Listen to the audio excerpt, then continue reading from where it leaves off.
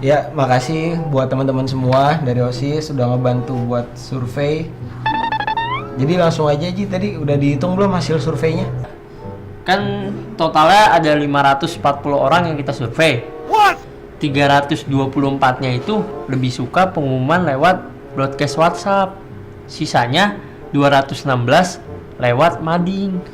Mantap, bener banget tuh. Emang orang lebih enak baca lewat HP.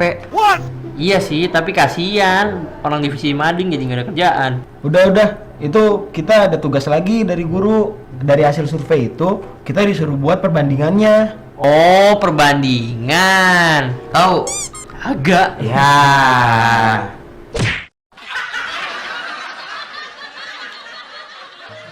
Halo sahabat edukasi, itu tadi teman-teman yang tadi disuruh sama gurunya untuk menghitung mana yang banyak pakai WhatsApp atau mana yang lebih banyak baca di mading.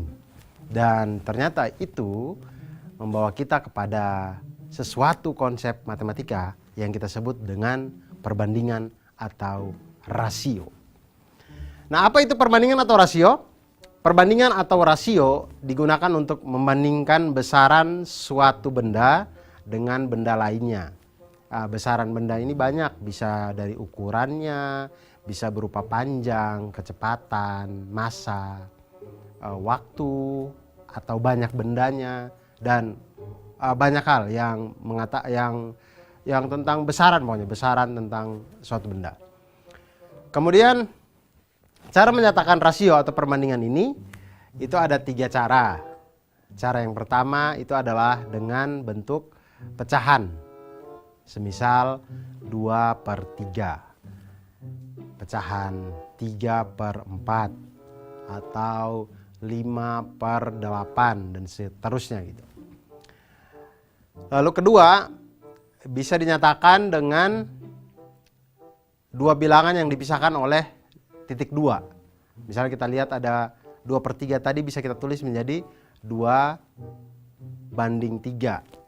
2.2 kemudian 3, kemudian 5.2, kemudian 6, 5/6 dan seterusnya. Kemudian yang ketiga bisa dinyatakan dengan dua bilangan yang dipisahkan oleh kata dari. Dipisahkan dengan kata dari. Jadi kalau 2/3 bisa disebut dengan 2/3. Atau biasa lihat di iklan-iklannya ada yang ternyata 9 dari 10 wanita menggunakan sampo ini, gitu-gitu. Nah, itu adalah kalimat-kalimat perbandingan. Nah, sekarang mari kita lihat teman-teman yang tadi yang sudah menghitung sekolahnya itu 150 orang. Berapa sih yang disurvei? Mereka mensurvei 540 siswa yang ada di sekolahnya. Mana yang lebih berapa banyak yang membaca berita dari mading dan berapa banyak yang lebih suka dari broadcast message. Dan di situ didapatlah ternyata 324 siswa memilih lebih suka membaca dari broadcast message. Kemudian 216 siswa memilih lebih suka membaca dari mading. Nah, kemudian guru pembimbingnya itu meminta untuk diberikan laporan dalam bentuk perbandingan, karena kalau bilangan-bilangan ini langsung diberikan terlalu besar gitu. Jadi maunya disederhanakan dalam bentuk perbandingan atau rasio. Nah, bagaimana caranya? Caranya adalah seperti kita mulai, diketahui 540 siswa yang disurvei, 324 broadcast message, 216 memilih mading. Maka perbandingannya adalah kita bandingkan langsung jumlah siswa yang memilih broadcast dibanding dengan jumlah mahasiswa yang mengikuti survei. Maka didapatlah 324 dibagi 540 sama dengan 3/5. Jadi rasio 3 dari 5 siswa menyatakan bahwa 3 dari setiap 5 siswa yang mengikuti survei itu memilih untuk membaca berita dari broadcast message. Kemudian perbandingan banyaknya siswa yang memilih mading terhadap jumlah siswa yang mengikuti survei. Langsung banyaknya jumlah siswa yang memilih mading per banyaknya siswa yang mengikuti survei. Kemudian dapatlah 216 per 540 sama dengan 2/5. Nah, rasio 2 dari 5 ini dibacanya adalah 2 dari setiap 5 siswa yang mengikuti survei itu memilih untuk membaca berita melalui mading.